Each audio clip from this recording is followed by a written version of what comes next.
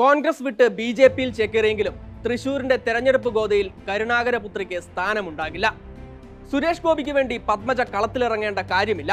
ഈ നിലപാടിലാണ് ജില്ലയിലെ ബി.ജെ.പി നേതാക്കളെന്നാണ് സൂചന. പത്മജയെ പ്രചരണത്തിനിറക്കുന്നതിൽ സുരേഷ് ഗോപിക്കും വിയോജിപ്പുണ്ടെന്നാണ് റിപ്പോർട്ടുകൾ.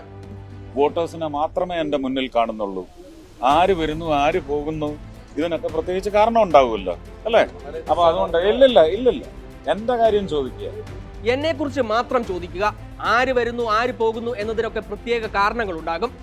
പത്മജ ബി.ജെ.പിയിലേക്ക് എത്തിയതിനെ കുറിച്ച് ചോദിച്ചപ്പോൾ സുരേഷ് ഗോപിയുടെ മറുപടി: കോൺഗ്രസ് രാഷ്ട്രീയകാര്യ സമിതി അംഗം, അതും കോൺഗ്രസിന്റെ ലീഡർ സാക്ഷാൽ കെ കരുണാകരന്റെ മകൾ കൈവിട്ട് താമരയുമായി കൈകോർത്തപ്പോൾ തൃശൂരിലെ ബി.ജെ.പി സ്ഥാനാർത്ഥിയുടെ പ്രതികരണം ഇതാവുമെന്ന് ആരും പ്രതീക്ഷിച്ചില്ല.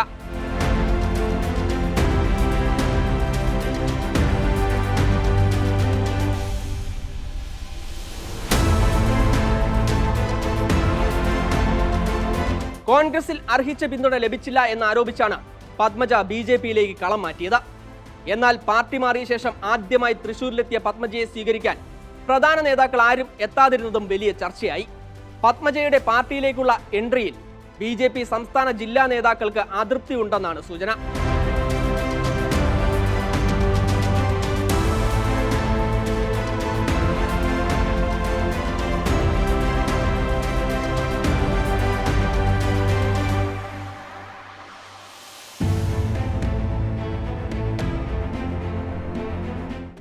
പത്മജ പാർട്ടി വിട്ടതിനെ പ്രതിരോധിക്കാനാണ് കോൺഗ്രസ് തൃശൂരിൽ സർപ്രൈസ് സ്ഥാനാർത്ഥിയായി കെ മുരളീധരനെ രംഗത്തിറക്കിയത്.